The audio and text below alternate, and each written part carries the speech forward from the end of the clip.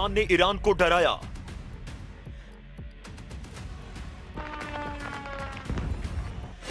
Cease fire या जाल,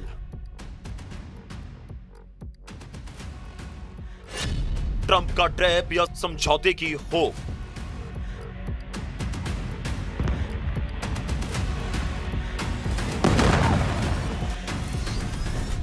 Trump के पल पल बदलते प्लान ने ईरान को डरा दिया है।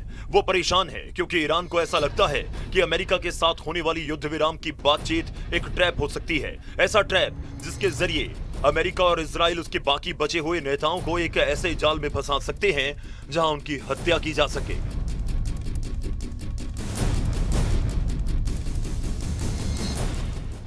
यह दावा न्यूयॉर्क पोस्ट की रिपोर्ट में हुआ।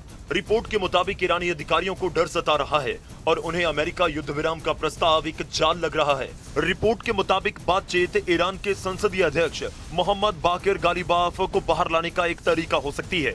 गालिबाफ उन चंद वरिष्ठ ईरानी नेताओं में हैं जो अब तक इजरायली हमलों से बचे हुए हैं और अमेरिका उनसे ही बातचीत करना चाहता है।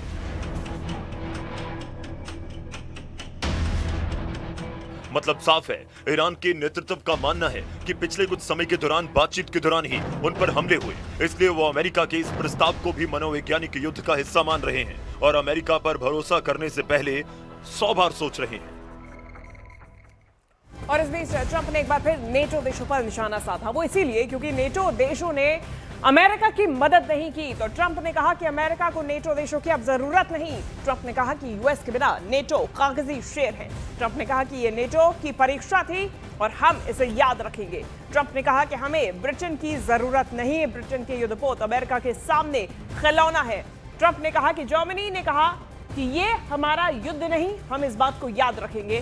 डोनाल्ड ट्रंप ने बता दें कि नेटो देशों से मदद मांगी थी और इस बीच नेटो देशों ने इस युद्ध में ट्रंप के साथ उतरने से मना कर दिया था।